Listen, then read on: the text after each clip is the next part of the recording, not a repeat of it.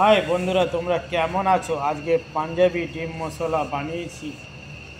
প্রথমে ডিমকে সিদ্ধ করে নিয়েছি, নেওয়ার পরে হলুদ আর নুন দিয়ে ভালো করে মিক্স করে তেলের মধ্যে ভেজে নিচ্ছি।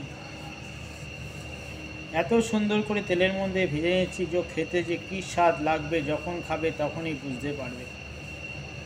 বন্ধুরা, তোমাদের কাছে আমার এই চ্যানেলটা ভালো লাগলে তোমরা সাবস্ক্রাইব করে দেবে। পরে আমি তেলের মধ্যে জিরা, তেজপাতা, দুটো শুকনো লঙ্কা দিয়েছি। দিয়ে থোড়া ভালো করে তেজপাতা পেকে গেলে তারপরে আমি পেঁয়াজ দিয়েছি। পেঁয়াজ ভালো করে নাড়িয়ে ওরকে ভালো করে পাকিয়ে নিচ্ছি। পেঁয়াজটা ভালো করে পেকে গেলে ওর মধ্যে আদরক, রসুন আর জিরা পেস্ট দিয়ে দিলাম। দেওয়ার পরে ভালো করে ওকে একদম মালিশ করার মতন মালিশ করে নিয়ে পাকিয়ে নিয়েছি। তারপরে টমেটো আর কাঁচা লঙ্কা দিয়ে দিলাম।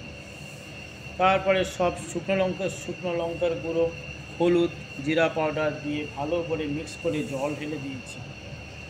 জল দিয়ে সুন্দর করে মশলাকে পাকিয়ে নিয়েছি। পাকানোর পরে আমি দিয়ে দিলাম ডিম।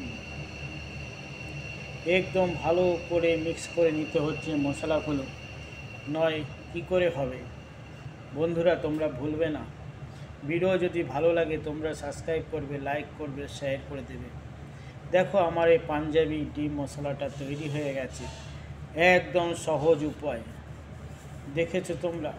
গরম গরম ভাত আর গরম গরম রুটি পরোটার সঙ্গে খেতে খুব ভালো লাগবে এই ডিম মশলা। তোমরা বাড়িতে বানাবে, খাবে, আর আমায় কমেন্ট করে জানাবে কেমন লেগেছে। ধন্যবাদ আমার প্রিয় বন্ধুরা।